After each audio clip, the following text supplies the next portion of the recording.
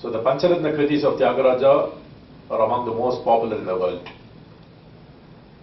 They are rendered in almost any Tyagaraja festival in chorus. The structure is very similar to the Saptaratna Kritis of Oothakadu Venkatakavi. Pallavi, Anupallavi and a group of charanams that can be rendered as Swaram and Sahityam. And apart from this basic musical form, which also resembles that of a Swarajati,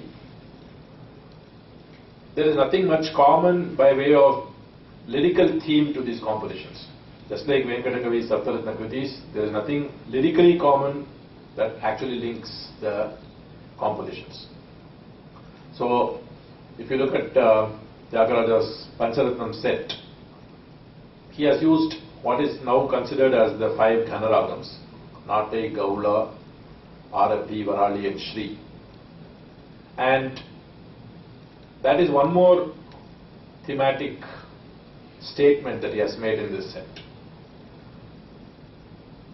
Of these, the Varali composition was not discovered till almost 100 years back. It was very recently discovered.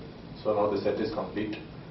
I don't know if Tyagaraja himself claimed to have composed it as Pancharatnams. Maybe he also composed another 2 or 3 pieces. We don't know. What we know is these 5. And the first song in Nate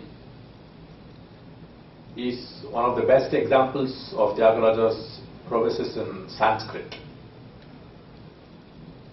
Very fluent and full of word combinations and word splits using the vowel a.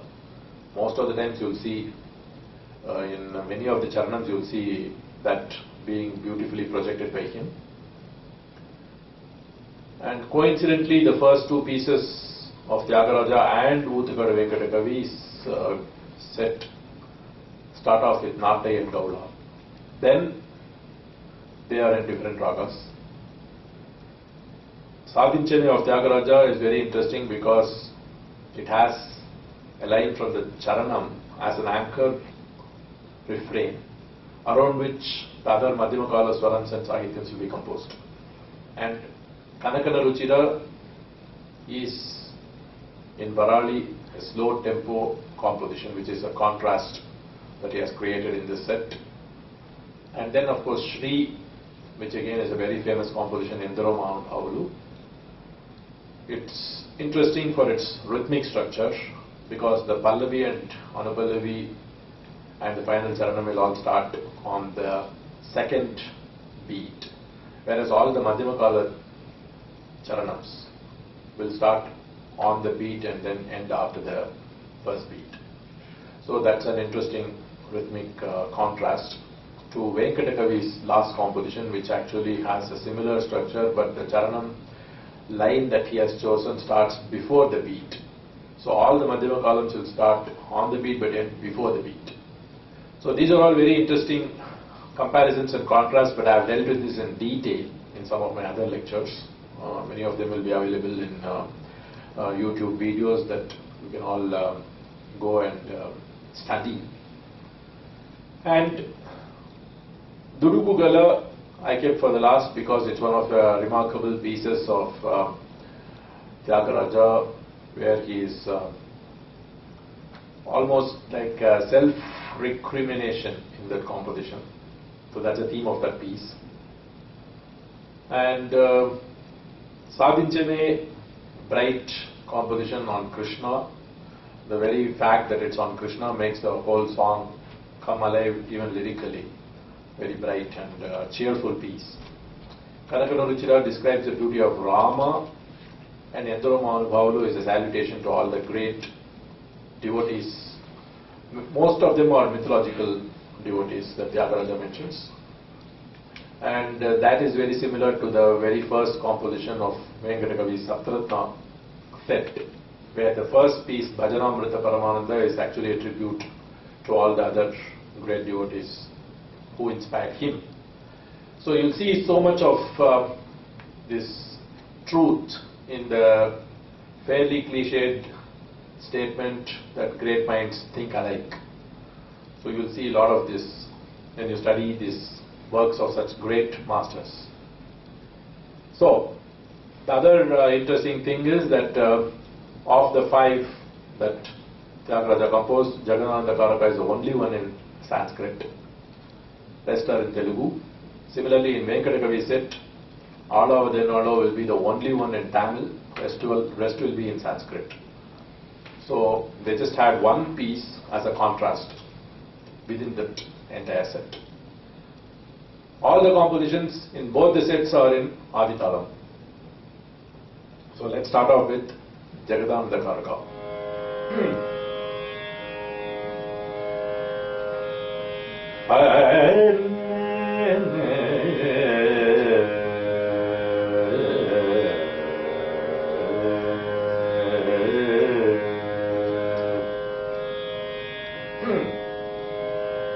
Not take.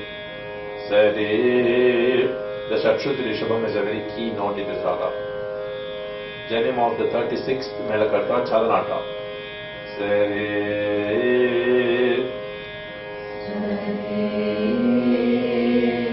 Yeah. So there will be a tendency to sing this Re3 lower than what it is because of the oscillation. So first, for singing that correctly, you have to master the plain note. See where that note is and then only oscillate it.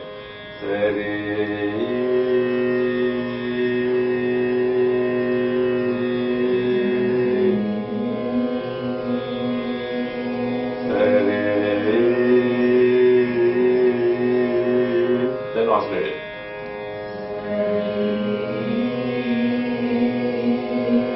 That's still low.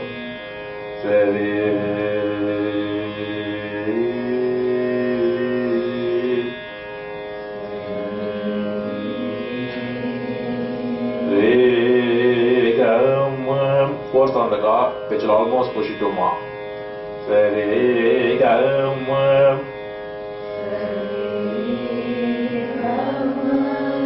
Typically, this song has about 4 or 5 sangatis that is heard in most of the group renditions.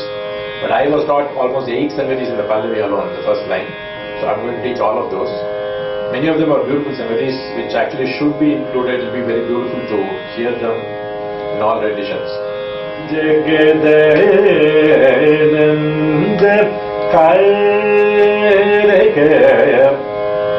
So breath control is very important in this composition, and also awareness of the Sahityam, how they should be split, how they should be combined, where they should not be split, where they should not be combined. Everything makes a difference in Sanskrit, because many times that is a vowel which can make the meaning totally opposite. So you have to be very careful about that. Jagat Ananda Karaka. So Jagada Nanda Karaka should not be the way that we sing it. Jagadananda Karaka, we can take a breath if you want. So all of us should refrain from developing a collective,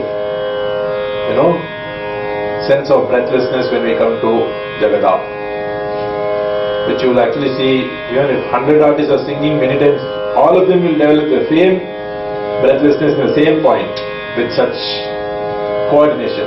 So those are the kind of coordination that we should actually avoid. At least a few of us should sing Jagadananda Karaka together, at least.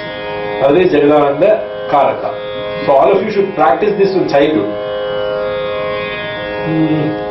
Jagadananda Karaka, Jagadananda, right. Jagadananda